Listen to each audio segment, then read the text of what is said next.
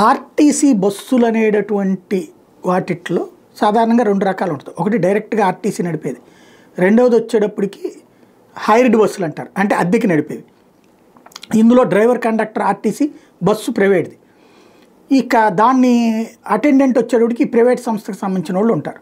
ఇక్కడే అసలు ఇది నడుస్తుంది. ఈవెన్ ఆర్టీసీ బస్సుల్లో వాళ్ళు కూడా ఈ సినిమాలు వేస్తుంటారు. అందులో లాంగ్ బస్సుల్లో ఈ సినిమాలు వేసేటప్పుడు ఈ కొత్త ఏవైతే ఇప్పుడు ఐబొమ్మ, మూవీ రూల్స్ లాంటి వాటిట్లలో కొత్త సినిమాలు ఏవైతే వస్తున్నాయో దాన్ని డౌన్లోడ్ చేసుకుని వాటిని తీసుకొచ్చి ప్లే చేస్తున్నారు. మన mega fans Game Changer cinema వేసేశారని ఆగ్రహం వ్యక్తం చేశారు.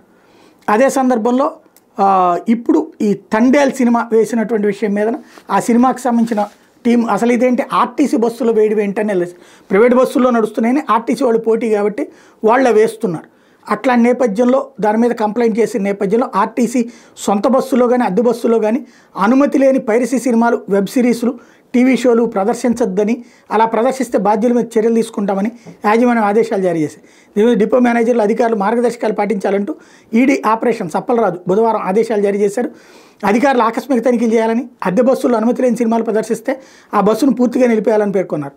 పలాస్ నుంచి విజయవాడ వెళ్తున్న సూపర్ లగ్జరీ అద్దె బస్సులో ఈ నెల 9వ తేదీ రాత్రి తండేల్ సినిమా ప్రదర్శించారు.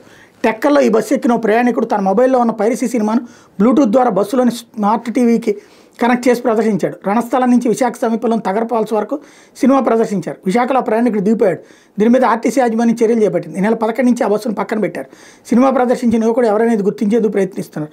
బస్సులో తండేల్ సినిమా ప్రదర్శించినట్టు నిర్మాత బన్నీవాస్ ఇచ్చిన ఫిర్యాదు మేరకు విచారణకు ఆదేశించాం. పలాస్ డిపోకు చెందిన అద్దె బస్సును సర్వీస్ నుంచి తొలగించామని ఆర్టీసీ చైర్మన్ కొనకల నారాయణ చెప్పుకొచ్చారు.